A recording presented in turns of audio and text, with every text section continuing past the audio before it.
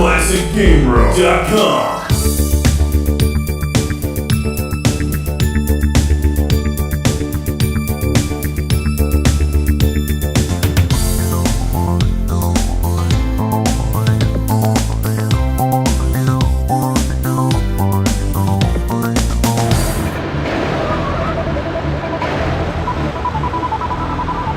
Welcome to Classic Game Room, breaking out another driving game on the N64. This is Ridge Racer 64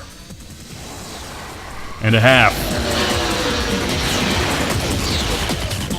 There's two types of people in the world. People who love Ridge Racer and people who think it's the most overrated racing game series in history.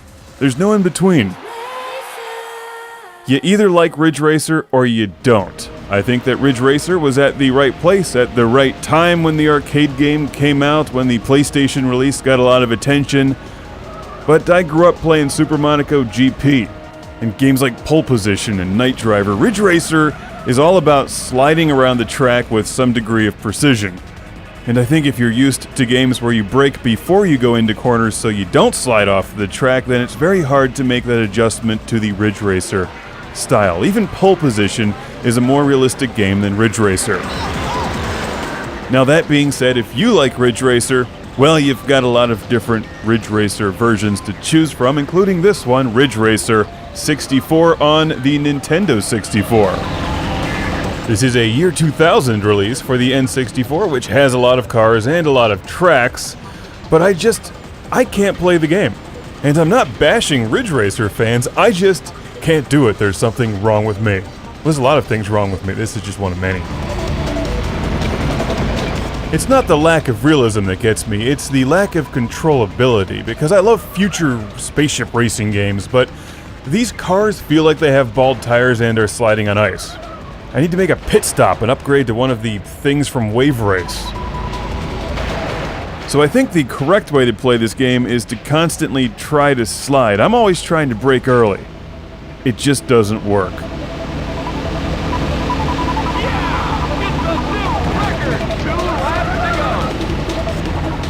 I do like the overexcited, super cheesy announcer, and of course, we have the Ridge Racer Car Bunny, or whoever this girl is. While it may sound like I don't like the game, because I don't, this does have a lot of nice references to Xevious and Pac-Man, Namco games I do like. So with any luck, the Pac-Man car will be more controllable, right? No. We do have some helicopters just flying around the track in a Ridge Racer game. That's crazy. 2, 1, go! All right, this is gonna be a great race. You can steer with the analog thumbstick on the N64 controller if you like oversteer, or you can use the D-pad if you like understeer.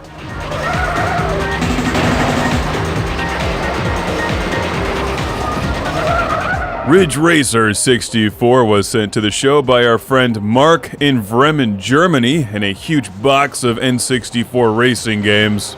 And you know, there must be a reason why Ridge Racer is popular. Like, the same reason people like mushrooms on their pizza. Personally, I don't get it. Why would you put fungus on pizza? It seems like a huge risk. The pizza could mutate and then eat you. Well, I prefer some N64 driving games like Cruisin' World and Top Gear Rally. Ridge Racer 64 has that extreme Ridge Racer arcade style. And if you dig the series and enjoy that style of driving and find it fun, then Ridge Racer 64 is here for you. It's also affordable and easy to find. Personally, I think that Daytona USA, Sega Rally, and Outrun just blow this away, but they don't have cars with pictures of Pac-Man on them, and credit where credit's due, that's cool. But it doesn't seem to make much real-world sense, because Pac-Man actually handles very well. This review is more about science than anything, because what I've done is I've proven that if you don't like Ridge Racer to begin with, you're not going to like Ridge Racer 64 any more than if I put mushrooms on your pizza and you don't like your pizza eating you.